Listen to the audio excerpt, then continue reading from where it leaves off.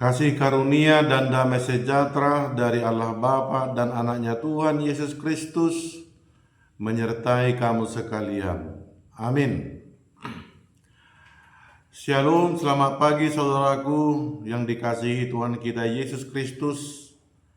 Sebelum kita memulai aktivitas kita hari ini, marilah kita mendengarkan sapaan Tuhan untuk kita melalui firman-Nya pada hari ini, Senin tanggal 9 September 2024, yang tertulis dalam kitab 2 Tawarikh pasal yang ke-18 ayat 4. Tetapi Yosafat berkata kepada Raja Israel, "Baiklah, tanyakan dahulu firman Tuhan."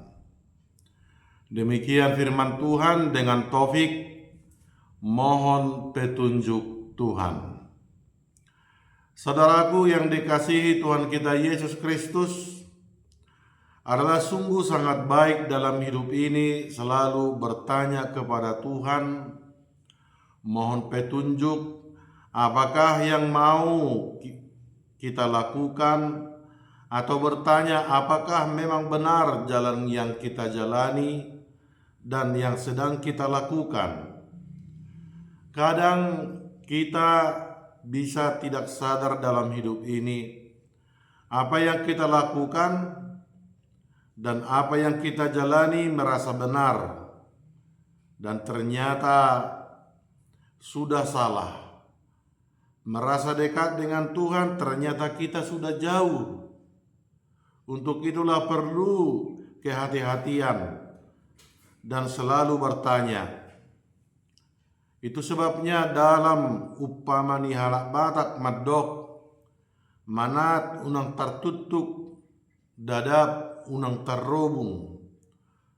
Itu adalah suatu nasihat yang menekankan supaya berhati-hati sehingga tidak menimbulkan kerugian bagi diri sendiri.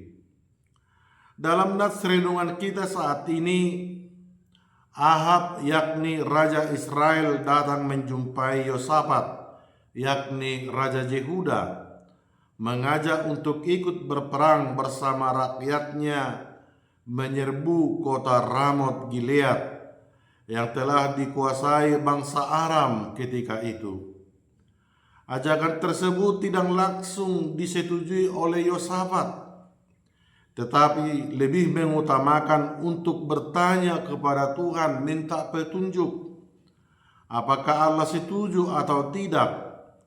Dan masalah ini ditanyakan melalui para nabi, karena para nabilah sebagai utusan Tuhan di tengah umatnya, dan Allah menyampaikan firman-Nya adalah melalui para nabi.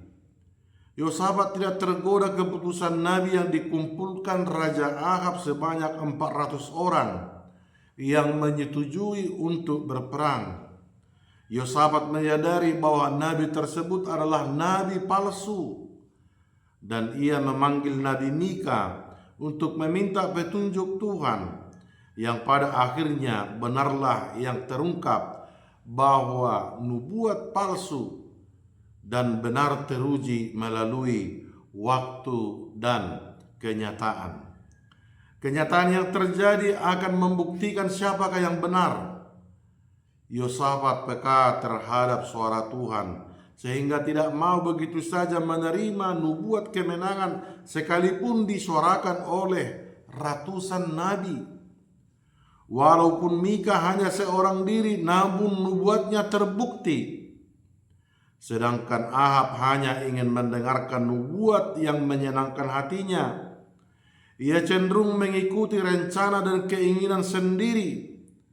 Berbeda dengan Yosafat yang menguji tindakannya berdasarkan nubuatan Nabi. Kebenaran bukan masalah mayoritas melawan minoritas, melainkan apakah nubuat tersebut benar atau tidak.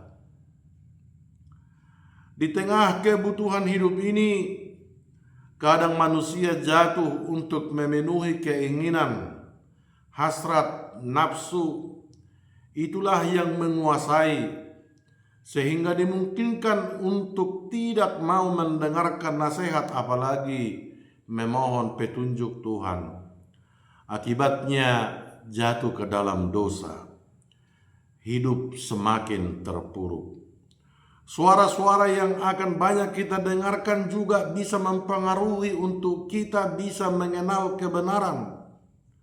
Susah memfilter mana yang benar dan mana yang salah.